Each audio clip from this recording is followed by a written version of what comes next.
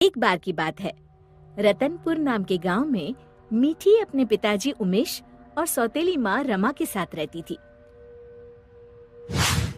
उसकी सौतेली माँ उससे बहुत काम करवाती।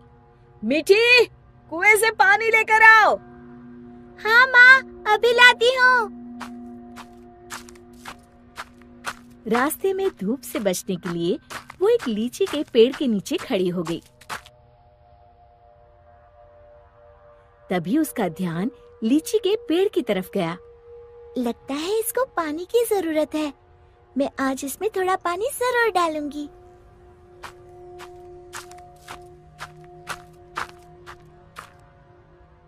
लौटते समय मीठी अपने घड़े से थोड़ा पानी लीची के पेड़ में डाल देती है।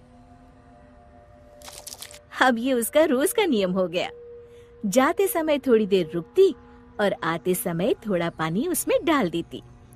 उसी पेड़ में एक चुड़ैल रहती थी। इतना ठंडा और मीठा पानी बड़े दिनों के बाद मिला है। एक दिन चुड़ैल ने सोचा, क्यों ना इस लड़की को दोस्त बनाया जाए। बहुत दिनों से मैंने कोई इंसान नहीं खाया। और वो मीठी की हम उम्र लड़की का रूप बनाकर कुएं पर बैठ गई। क्या नाम है तुम्हारा?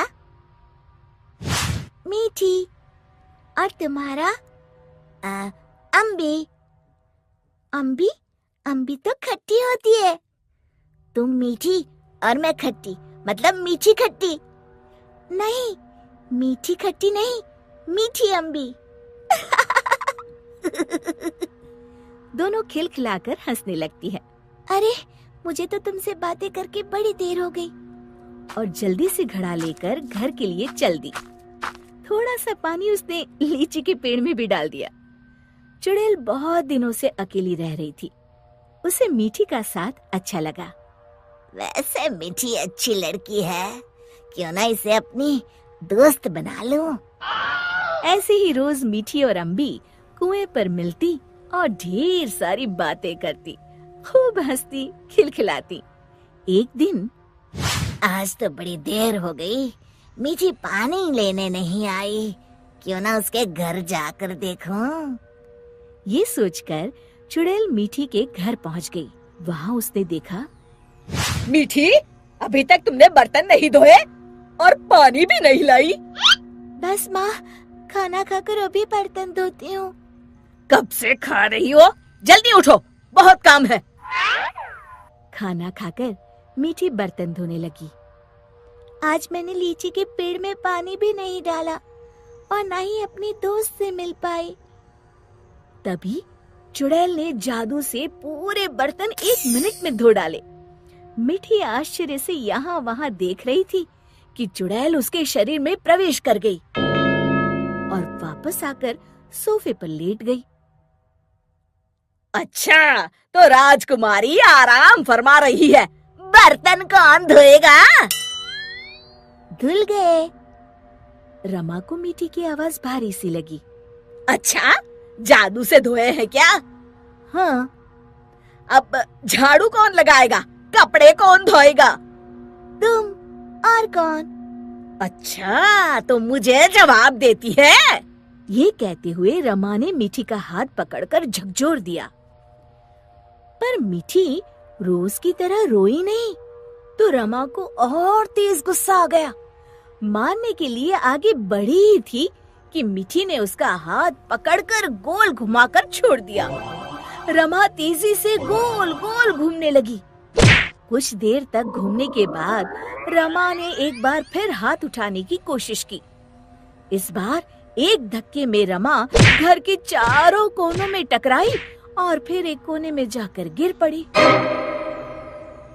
अब जाकर कपड़े धो। जाती हूँ। वो आराम से सोफे पर लेटकर टीवी देखने लगती है। थोड़ी देर बाद रमा कपड़े धोकर कमरे में आई।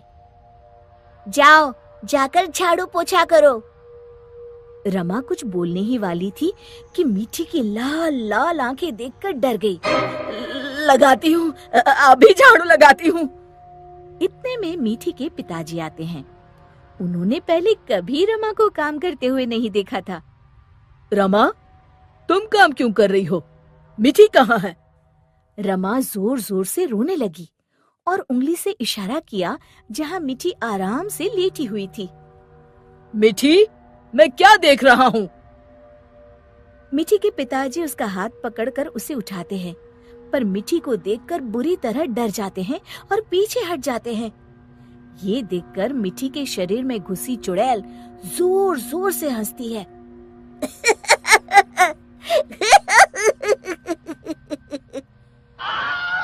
उमेश समझ जाता है कि मीठी पर चुड़ैल का साया है। कौन हो तुम और यहाँ कैसे आई? तभी चुड़ैल मीठी के शरीर से निकलकर लहराती हुई सामने खड़ी हो गई और गूंजती हुई आवाज में उसने कहा, मैं अम्बी हूँ। क्या कहा? अम्बी मतलब लीची वाली चुड़ैल? हाँ, और मीठी मेरी दोस्त है। तुम लोग उसे बहुत परेशान करते हो। मैं तुम सबको खा जाऊंगी। उमेश और रमा डर के मारे थर थर कांपने लगे। हमें माफ कर दो अम्बी, आज से हम ऐसा नहीं करेंगे। हाँ हाँ, हमें माफ कर दो, आज से हम ऐसा नहीं करेंगे। मैं कसम खाती हूँ मीठी को अपनी सगी बेटी की तरह ही रखूंगी। नहीं, तुम सब झूठे हो। अम्बी को बहुत गुस्सा देखकर मीठी बोली, नहीं नहीं अम्बी, तुम मेरी अच्छी दोस्त हो ना। मेरे माँ पिताजी को कुछ मत करो। नहीं, इन्हें सबक मिलना जरूरी है। तुम्हें मेरी कसम। ठीक है, अभी छोड़ देती हूँ, लेकिन जब भी तुम्हें मेरी जरूरत हो मुझे बुलाना, मैं फौरन आ जाऊंगी। और फिर उस दिन के बाद से रमा ने कभी मीठी को तंग नहीं किया। शिक्षा: हमें किसी के भोलेपन या मजबूरी का नाजायज फायदा नहीं उठाना चाहिए।